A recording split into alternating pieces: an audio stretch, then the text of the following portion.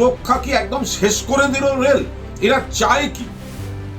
পশ্চিমবঙ্গ সরকার মাননীয় মুখ্যমন্ত্রীর নির্দেশে সেই তখন থেকে মনিটর করছে আমাদের বাহিনী যতখানি যাওয়া সম্ভব, যেভাবে যাওয়া সম্ভব। কারণ অভিযোগ রেল দুর্ঘটনার পর তাদের তরফ থেকে, রেলের তরফ থেকে উদ্ধার কাজে ব্যাপক বিলম্ব। দুর্ঘটনা হয়তো ঘটে যায়, কিন্তু ধারাবাহিক দুর্ঘটনা যদি ঘটতে থাকে তারপরে আপনি নাটক করার জন্য পদে বসে থাকবেন, এটা হতে পারে না।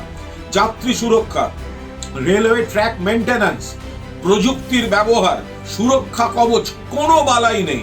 শুধু লোক দেখানো, কিছু বেশি দামের টিকিটের বড় লোকদের জন্য কিছু ট্রেন ওই পতাকা নেড়ে নেড়ে উদ্বোধন করছেন নরেন্দ্র মোদী, আর সাধারণ মানুষকে এই মৃত্যু সফরে ঠেলে দিচ্ছেন। আমরা এর তীব্র নিন্দা করছি। গোটা রেল ব্যবস্থাটা আগাগোড়া খতিয়ে দেখা দরকার। এটা পুরোদস্তুর কেন্দ্রীয় সরকারের ব্যর্থতা।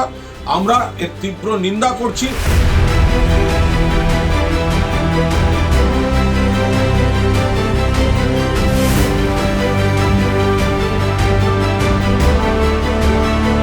কিছুদিন অন্তর অন্তরে রেলের এই দুর্ঘটনা এবং তাতে মানুষের মৃত্যু খুবই দুঃখজনক, দুর্ভাগ্যজনক, এবং এটা নিয়ে নিশ্চয়ই পার্লামেন্টের মধ্যে আলোচনা হওয়া উচিত। এটার একটা রাস্তা বার করা উচিত।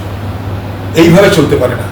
এটা খুবই একটা, আমি বলবো যে রেলের দপ্তরের অদক্ষতা প্রমাণ হচ্ছে এটার মধ্যে।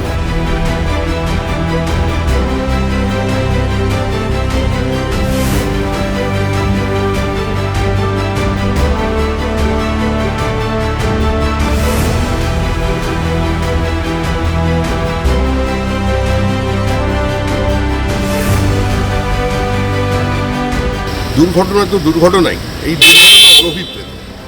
সরকার এর ওপরে কঠোর দৃষ্টি রাখছে, কিন্তু আজকে যারা সমালোচনা করছেন দুর্ঘটনা নিয়ে, মনে রাখতে হবে সেই মমতা বন্দ্যোপাধ্যায় এই পুরো রেলটাকে আইসিইউতে ঢুকিয়ে দিয়ে চলে গিয়েছিলেন। এটা আমার কথা নয়, এটা তার দলের যিনি মন্ত্রী হয়েছিলেন তিনি করেছিলেন। তার পরবর্তীকালে তাকে সরিয়ে মুকুল রায়কে আনা হয়েছিল, তিনি কি করেছিলেন সকলেরই জানা। তাই ঘোষণা সর্বস্ব তৃণমূলের যে রেল মন্ত্রক পরিচালনা, তারও কিন্তু খেসারত আজকে দিতে হচ্ছে। আর আজকে এই রেলের ট্র্যাকগুলো ঠিক করবার জন্য বর্তমানের সরকার চেষ্টা করছে। দুর্ঘটনা হয়েছে, দুর্ভাগ্যজনক। সরকার দায় এড়াবে না, সরকার এদের পাশে থাকবে।